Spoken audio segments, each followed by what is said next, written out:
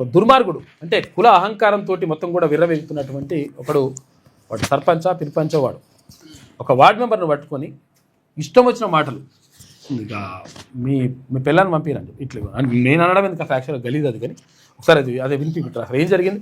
ఏది కామారెడ్డి జిల్లాలో జరిగినటువంటి ఘటన ఇది.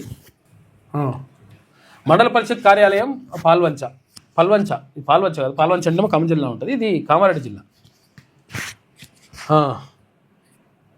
నుండి వరకు సురేందర్ రెడ్డి మండల పంచాయతీ అధికారి ఎంసీ పల్వంచ ఇదేంది అయితే ప్రజావాణి గ్రామ పంచాయతీ ఫరీద్పేట్ మండలం పల్వంచ గ్రామ పరిధిలో గల రెడ్డి ఫంక్షన్ హాల్ యొక్క అక్రమ కార్యకలాపాలపై తగు చర్యలు గైకొనగలరని మరియు తాను కోరిన అంశంపై వ్రాతపూర్వకంగా నివేదిక సమర్పించాలని గుర్జాల మధుసూదన్ రెడ్డి గారు దరఖాస్తు చేయుట, విచారణ చేసి నివేదిక సమర్పించడం గురించి.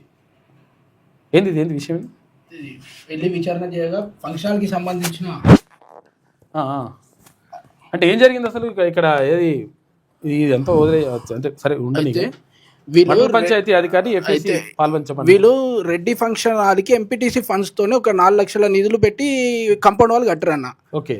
అయితే ఈ ఫంక్షన్ హాల్కి ఎంపీఓ గారే చెప్పారు దీనికి ఎటువంటి గ్రామ పంచాయతీ దాంట్లో రికార్డ్స్ లేవు, ఏమి లేవు, డిటిసి పర్మిషన్ లేదు, కమర్షియల్ ట్యాక్సులు కూడా 10 సంవత్సరాల నుంచి కట్టట్లేరు. అట్లాంటి దానికి 4 లక్షల ఎంపీటీసీ ఫండ్స్ తీసుకొచ్చి కంపౌండ్ వాళ్ళు కట్టారు అన్న. ఎవరు కట్టారు? ఈ ఇంతకుముందు ఎంపీటీసీ అయినా జిడిపల్లి నరసింహారెడ్డి, ఇప్పుడు మళ్ళీ అదే ఊరికి సర్పంచ్. ఇప్పుడు సర్పంచ్ బ్యాక్.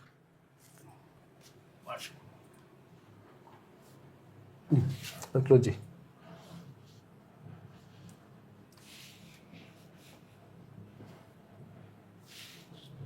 No right.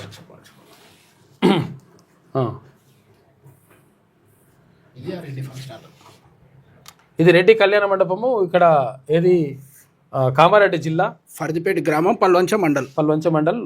దీనికి మొత్తం డైవర్ట్ చేసిండన్న, అవి పర్మిషన్ లేకుండా అన్ని. ఇగో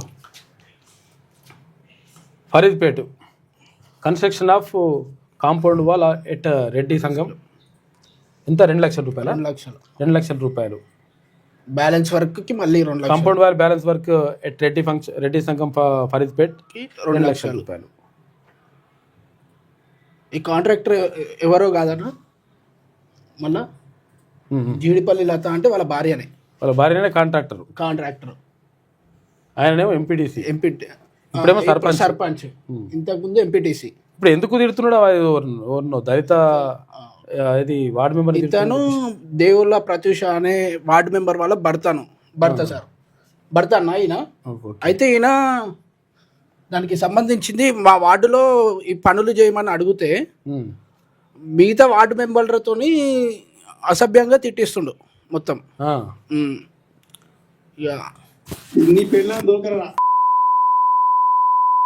మరి ఘోరంగా తిడుతుండు. అన్న నమస్కారం. ఒకటి ఏంటంటే కొద్దిగా సాయం అవసరపడ్డది. ఒక వైసీ గారు జిఎన్ఆర్ని, అది మన నరసింహారెడ్డి వృత్తులు వార్డు సభ్యులు కొద్దిగా ఈరోజు టార్గెట్ చేసి బాగా హింసాత్మకమైన మాటలు, అసభ్యమైన పని చేశారు. నీకు ఒక రికార్డ్ పెడతాను, దీని మీద ఏ కాంపిటీ చేస్తే బాగుంటుంది ఒకసారి ఇక్కడి నుంచి మీ సహాయం అవసరం ఉంటుంది. కొద్దిగా అతనికి సంబంధించిన వ్యక్తులు దాడి చేసి అసభ్యమైన పదజాలం ఇచ్చారన్న. ప్లీజ్ ఒక్కసారి నా కోసం దీన్ని నేను మీ అమూల్యమైన సహాయం కోరుతున్నాను. దీని వల్ల ఏం చేస్తే బాగుంటుంది? వార్డు మెంబర్నే అంత అసభ్యంగా తిడుతుండు. అట్లా తిడుతున్నాడు. నీ పెళ్ళ దొరక ఇంకా యాక్చువల్గా పూర్తిగా దారుణమైన మాటలు ఉన్నాయి. అయితే ఇదే సర్పంచ్ గారు మొన్న ఒకటి హైలైట్ అయింది కదా, కామారెడ్డి జిల్లాలో కుక్కలు చంపేసిండు కదా, 94 కుక్కలు చంపించిండు. 94 కుక్కలు చంపేసిండు ఇతను. ఇటువంటి చేస్తా ఉన్నారు అరాచకాలు. ఇవేంది కథ ఏంది అసలు? యాక్చువల్గా ఆ తిట్లేంది, ఆ మాటలేంది, ఏందిరా నిన్నే ఎట్లుంటుంది నీ ఇంట్లోనే అంటే పడతావా? అట్లా అంత బలిపెందుకు, అంత అహంకారం ఎందుకు, కొవ్వెందుకు? కక్కి మొత్తం పండబెట్టి తొక్కి కసరు కక్కియాలి కొడుకుని. West fellow. ఇతని పైన ఇన్ని కేసులు ఉన్నా కూడా పోలీసు వాళ్ళు ఇప్పటివరకు ఇవన్నీ కేసులు అతను అరెస్ట్ కూడా చేస్తలేరు. చూసుకో ఇక. ఇతను గతంలో వేరేనంట తిట్టినాడా ఇప్పుడు సర్పంచ్ తిట్టినా సర్పంచ్ ఇప్పుడు ఇందాక మాట్లాడిన మునగాడు అంత బల్బ్ ఎందుకు అన్నట్టు పంచాయత్ సెక్రటరీ కూడా ఇది పంచాయత్ సెక్రటరీకి కూడా పంచాయతీ కార్యాలయంలోకి రాణిస్తలేడు. సెక్రటరీ కూడా రాణిస్తలే. మొన్న డిఎల్పిఓ గారు ఎంక్వైరీకి వస్తే ఎంపీఓ దగ్గరనే ఉద్యోగం చేయి, నా దగ్గర చేయకని చెప్తున్నా.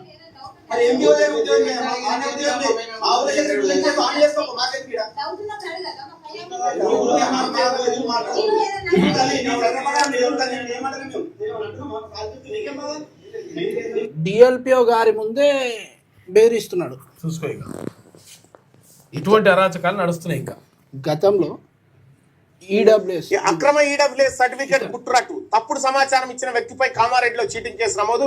అర్హత లేకుండా తన కూతురు కోసం ఈడబ్ల్యూఎస్ సర్టిఫికేట్ తీసుకున్న చీడిపల్లి నరసింహారెడ్డి. ఫరీద్పేట్ గ్రామంలో నరసింహారెడ్డి కుటుంబానికి 12.25 ఎకరాల భూమి.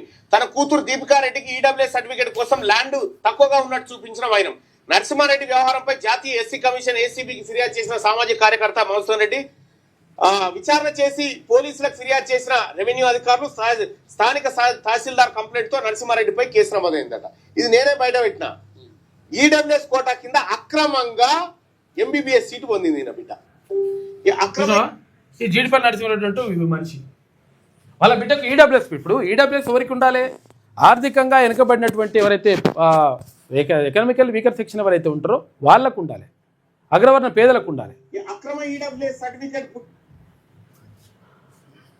12 ఎకరాల భూములు పెట్టుకొని ఈడబ్ల్యూఎస్ సర్టిఫికేట్ తీసుకొని మళ్ళీ మొత్తం ఆస్తులు కూడా ఆయనతోటి ఎంబీబీఎస్ సీట్ ఇప్పించుకున్నాడు మనోడు. ఇక ఎటువంటి లంగ కథలు నడుస్తున్నాయి. అందుకనే మనం చెప్తున్నాం ఈడబ్ల్యూఎస్ ఎవరికి రావాలి? పేదవాళ్ళకి రావాలి కదా. కోట్ల రూపాయలు ఉన్న వాళ్ళకి కాదు కదా కావాల్సింది.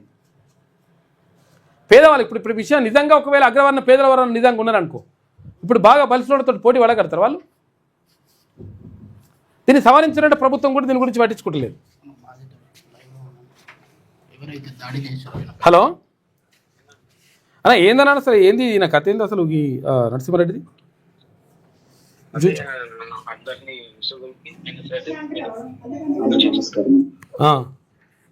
మొత్తం ఆయన ఇష్టం వచ్చిన సారంగా మహిళని చూడకుండా అగౌరవపరుస్తూ ఇష్టం వచ్చినట్టు ఆయన పరిపాలన చేస్తుంది. కాదు బూతులు మామూలు తిడతలేడు కదా ఇష్టం వచ్చినట్టుగా.